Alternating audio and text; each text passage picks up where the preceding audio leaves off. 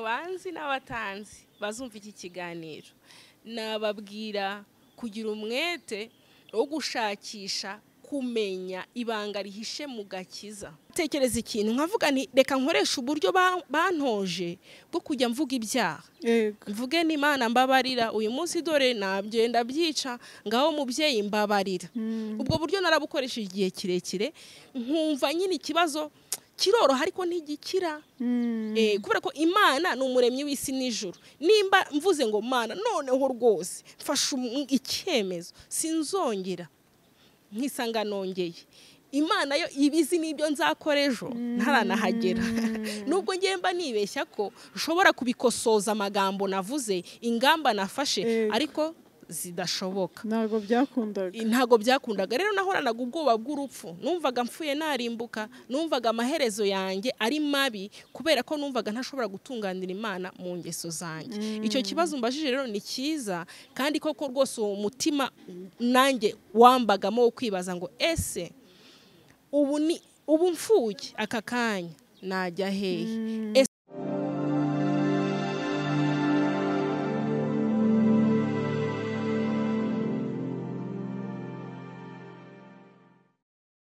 Turabasuhuje cyane bakunzi bacu kandi tubahaye karibu kuri channel yacu kandi channel yanyu Ijuru Ntirikorerwa TV. Uyu munsi rero twongeye gushimira Imana. Tuyishimiye ko yongeye kuturemera uyu munsi kugira ngo tubagezeho ikiganiro. Dushimiye rero uyu mutumirwa uri kuri kamera z'Ijuru Ntirikorerwa TV. Tunamuhaye ikaze, turamwishimiye, aratwibwira, anatuganirize.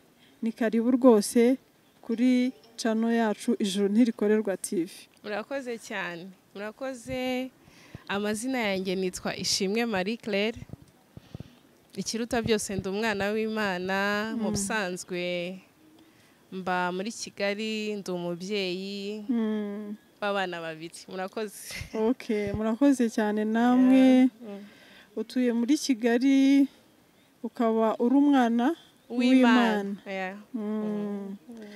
Ese iyo uvuze ngo uri umwana w'Imana ubushatse kuvuga ngo iki? Njya numva abantu benshi bavuga ngo ni abana b'Imana. Yego. Ubundi biba bishatse kuvuga iki? Abantu benshi bavuga ko ari abana b'Imana ariko ngewe mvuze ngo ndi umwana w'Imana mbashatse kuvuga ko Imana ari data. Navutse ku Mana. Ubundi mu bisanzwe twese duhuza ivuko. Abantu turi bene Adamu. Twese inkomoko yacu ni ku Adamu. Ku ivuko rya mbere duhuje ivuko turi bene Adamu.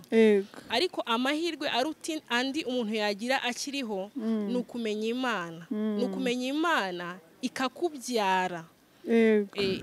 Kubyarwa n'Imana nabyo ahubwo twavuga ngo ni iki? Kuko hari n'abantu bazi ko kubyarwa n'Imana ari ukuyoboka idini runaka cyangwa se kubatizwa, ibyo abantu bita kubatizwa. Kubyarwa n'Imana nyine ni ukwemera ko mu ivuko rya mbere wavutse kuri Adamu nibyo, ariko noneho mu ivuko rya kabiri Imana ikakubyara, ikubyariye mu mwana wayo Yesu Kristo. Ukagira irindi vuko. Ubundi Kristo yigize umuntu aza ku isi abaho ubuzima nkatwe kugira ngo haboneke abandi bantu muri we. Nyuma yuko apfuye apfira ibyaha byacu aranazuka, atuzukiye natwe tuzukira muri we, tuba tuvutse ubwa kabiri. Noneho tuba tuvutse ku Mana. Ngewe uko niko navutse ku Mana. Navutse bwa kabiri biciye mu rupfu n'izuka rya Yesu Kristo. Noneho azutse nanjye aranzukana, nuko mvutse ubwa kabiri cyangwa se mbabaye icyaremwe gishya. Niyo mvuze rero ngo ndi umwana w'Imana nicyo mba mvuze. Yego. Urakoze cyane. Mu bintu utubwiye ko abantu bajya bitiranya bakavuga ko kuvuka ubwa kabiri ari nko kuyoboka idini ikakubatiza. Ese nawe mbere yuko bikugendekera gutyo hari idini wari warayobotse byari bimeze gute? Nanjye nari ndi mu buyobe bumeze gutyo. Ngewe navutse iwacu ari aba Methodiste Libre. Nanjye nyoboka uwo mujyo. Mba mu idini ya Methodiste Libre. Nyibamo imyaka yanjye yose y'ubutoya n'igihe nkuze mba mu makorari ndanayobora. hanyuma mbaho igihe kirekire nyine numva ko nanjye kuba naragiye mu idini nayobotse Imana cyangwa namenye Imana. Ntago ndi buvuge ku madini uyu munsi, ahubwo ndashaka kukubwira ukuntu noneho naje kumenya ibyo kuvuka ubwa kabiri. Nkiri muri iyo dini rero maze kugira imyaka nka 20 nahuye n'umuntu w'Imana. Nahuye n'umuntu w'Imana aranganiriza, ambwira ukuntu burya ku ivuko ryanjye rya mbere nari mfuye kubera ko navutse nyine ndi mwene Adamu. Mwene Adamu wese aranduye kubera ko Adamu yaranduye ubwo yangaga kumvira Imana, akarya ku giti kimenyekanisha ikibi n'ikiza, cyangwa se agasuzugura Imana.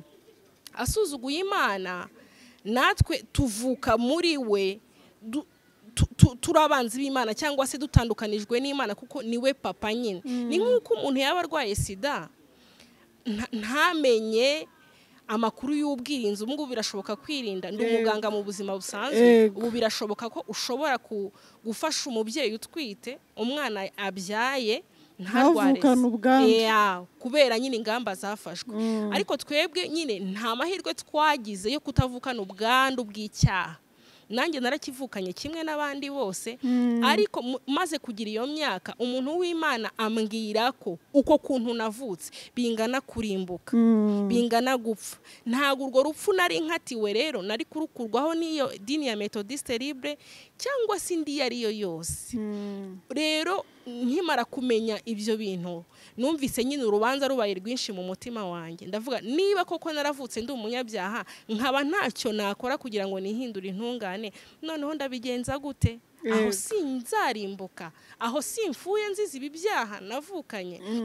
Kubera ko hari icyo cyaha cy'inkomoko, hakaba n'ibindi byaha n'umuntu akora nyine akabibona ko yabikoze. Ariko uwo muntu w'Imana ambwira ko nyine kuba umwana w'Imana ari ukwemera ko iryo vuko ryanduye rityo Kristo yarirangije ubwo yadupfiraga, yazuka natwe akatuzukana turi bashya.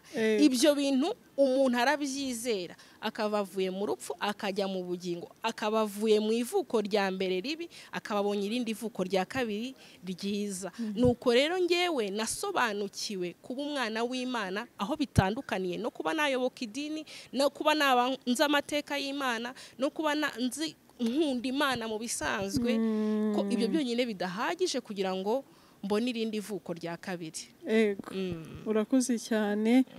Ese uretse ayo makuru bakubwiye akakumenyesha kuzarimbuka, bakaza kubwira naho wakirira, ayo makuru wowe utarayumva, ubundi hari ikibazo wajyaga wumva ufite nko mu mutima wawe ukenereye igisubizo?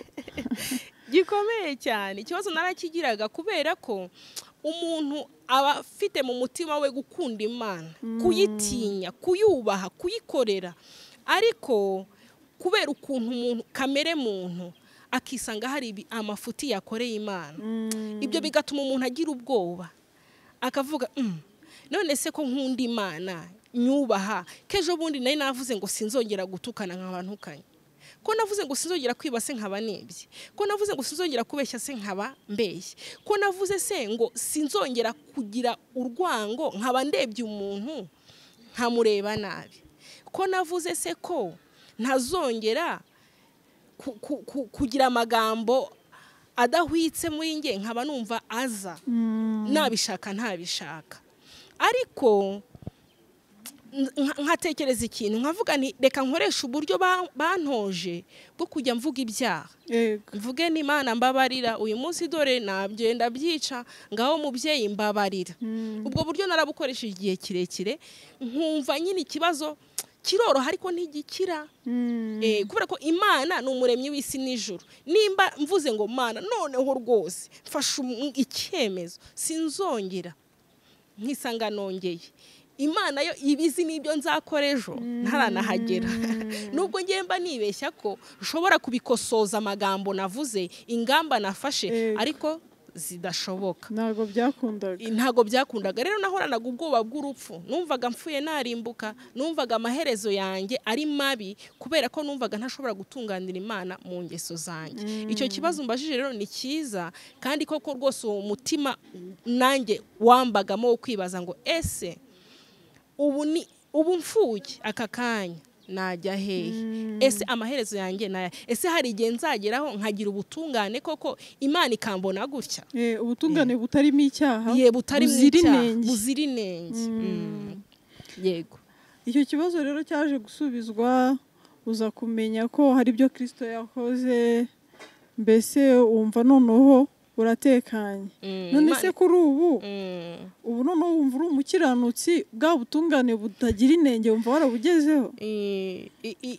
Iyo umuririmbyi niwe wavuze ngo afite ibyishimo mu mutima we ngo biruta iby'umwero w'amasaka. Mba numva nanjye ikintu Imana yankoreye ari kinini cyane, ntajya mbona nuko ngishima, kubera ko nubwo nahoranaga ubwo bwoba, numvaga nkunze Imana, numvaga nkunze ijuru, numvaga nshaka kuyigororokera, ariko naje kumenya neza nyine ko mu mubiri muri ngewe bidashoboka. Ariko noneho ubutungane nashakaga Imana yarabumpaye nk'impano, Imana yaranguraniye rwose. Kwa kundi niyumvaga ntashobora gutungana, namenye ko ariko umuntu wese ameze, yaba pasiteri, yaba papa, yaba padiri, yaba umuntu wese avuka ari umunyabyaha kuva mu bworo bw'ikirenge kugeza mu gitwariro. Ariko Kristo yaraje yishyiraho ibyaha byanjye, yishyiraho uko kuntu meze, yishyiraho izo ntege nke zanjye zo kudatunganira Imana, azibamba ku musaraba. Urwandiko rwandegaga ibyo bintu byose, ibyo nkora n'ibyo ntarakora, arukuzaho kurubamba ku musaraba. Amena, arukuzaho kurubamba ku musaraba, ararubamba rwose. Noneho ngewe ampa ubutungane bwe nk'impano, ampa gift y'ubutungane. Ubu nibwo mvuga, nibwo nirata, nibwo nicaranye, butazandura, ntibuzandura ubu, ntibuteze kwandura ejo rwose. Nyuma yo kuva ahangaha iwacu ni mu ijuru, niwumva ngo nanagiye inshuti yanjye, uzaze ushimire Imana, kubera ko nzahonjya ko nahera, nzabana n'Imana yera kuko ndera. Aho hantu nibaza ko wakongera ukahatubwiraho. Ubwo uri intungane izira inenge, ubu urera nk'uko Imana yera, ubu upfuye mbese nta kibazo, waba ugiye mu ijuru. Ni amashimwe. None se bibaho ko umuntu abaho azira inenge, mbese nta cyaha akora? Ubwo butungane ufite bumeze gute? Yego, reka ngusobanurire mu nshamake. Ubutungane mfite ni ubutungane uko Imana yera niko nera. Kubera ko mu muntu nta gutungana kurimo. Nakubwiye ko ngewe ubutungane mfite nabuhawe nka gift, kuko ijambo ry'Imana rivuga ngo nk'uko icyaha cy'umuntu umwe cyatumye bose twese tuba abanyabyaha, ni nako gukiranuka kumwe kwatumye benshi baba abakiranutsi. Muri abo rero babaye abakiranutsi kubera gukiranuka kumwe ari we Yesu Kristo, nanjye ndimo. Umuririmbyi aravuga ngo mubo yacunguje amaraso ye, nzi ko nanjye ndimo, ngo nzajya ndirimba urwo rukundo ndukwize ku isi hose. Urwo rukundo rero, cyangwa se ishingiro ry'ishimwe ryanjye, ni uko Kristo yishyizeho ububi bwanjye akabubamba, tukabambanwa, ndetse yanapfa tugapfana, hakazuka undi mu ishimwe wera uzira inenge, uzabana n'Imana iteka ryose. Ubwo haremetse undi muntu, Imana yaremye undi muntu mushyashya mu gupfa no kuzuka bya Kristo. Ni ukuri. Umuntu wera utagira aho ahurira n'icyaha. Ni amakuru meza rwose. Turagushimiye kuri ayo makuru duhaye. Yego. Ariko umuntu yakwibaza ngo ese uretse yenda uko kuntu wumva utagitinya gupfa, ukuntu uvuga uti ku munsi wanjye wo gupfa ntimuzababare, nzaba ngiye ahantu heza, mu gihe ukiri hano mu isi, ugereranije ubuzima bwawe bw'uyu munsi nyuma yo guhinduka umwana w'Imana na mbere yuko uhinduka umwana w'Imana, nabwo watubwiraho itandukaniro? Ntabwo narivuga muri aka kanya gatoya dufite ngo rikunde, ariko mu nshamake ni iki navuga. Nyuma yo kumenya Imana nyine ukimenwa nyuma y'uko mpindutse icyaremwe gishya nabaye mushya ibya kera nyine byarapfuye koko mpinduka mushya muri Kristo Yesu. Kubaho nta kintu cyiza kibaho nko kubaho wumva nta kibazo ufitanye n'Imana, kumva ubanye n'Imana umuremyi wawe amahoro. Wagize se ngo nta kintu hano ku isi njya mbona gishobora guhesha umuntu amahoro ngo agumeho ayahorane. Urabyara umwana ukumva urishimye bitavugwa, ejo agapfa. Uramubyara ukamurera ukamukunda akakunanira. Ubona amafaranga ejo ukayabura. Urayabona yaba menshi ugashwana n'umuntu n'abantu. Uragira ngo uyarye amaze kugwira ukarwara. Ni ukuvuga ngo nta kintu kiri stable hano ku isi gishobora gukomeza umutima w'umuntu ngo kimuhe amahoro bikundi adahungabana, ariko amahoro adahungabana ava mu kumenya Imana. Kujya ugenda wumva ukomeye nta kibazo ufitanye n'Imana umuremyi wawe. Imana ni data, Imana niyo muremyi wanjye. Ubu ntabwo ugitinya Imana, nta muntu wagukangisha Imana ngo nutabigenza gutya ngo Imana ngira kwica ngo hari ibyayo nariye ngo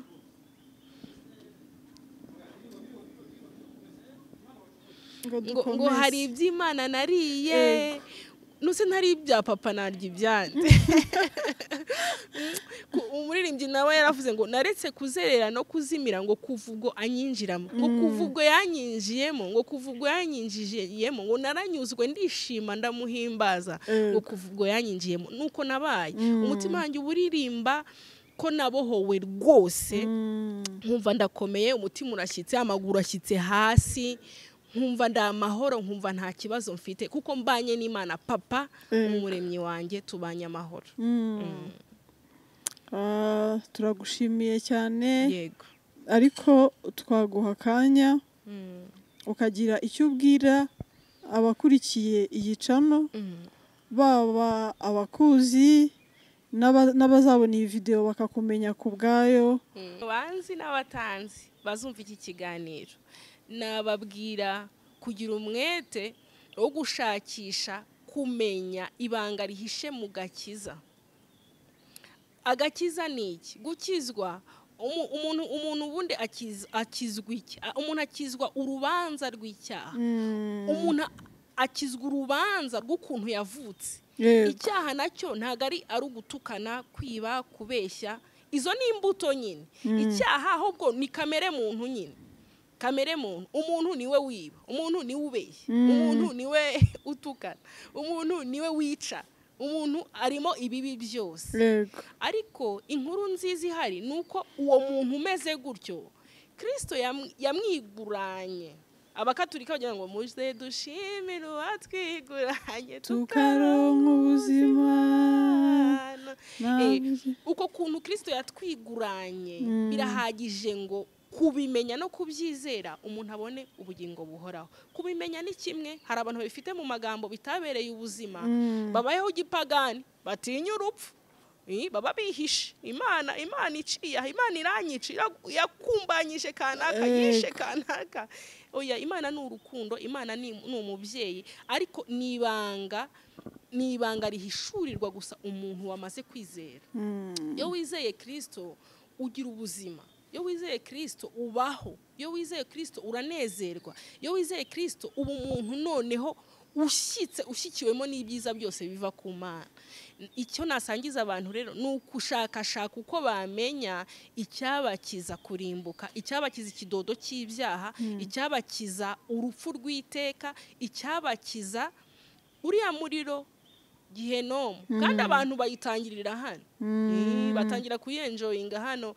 Nk'uko abana b'Imana batangira kuryoherwa n'imikorere y'ijuru bakiri hano munsi, ni nako abantu batizera Imana nabo batangira gukubitirwa hano, kumva ku muriro utazima kubera ubuzima, kubera imibereho, kubera bayobewe nyine.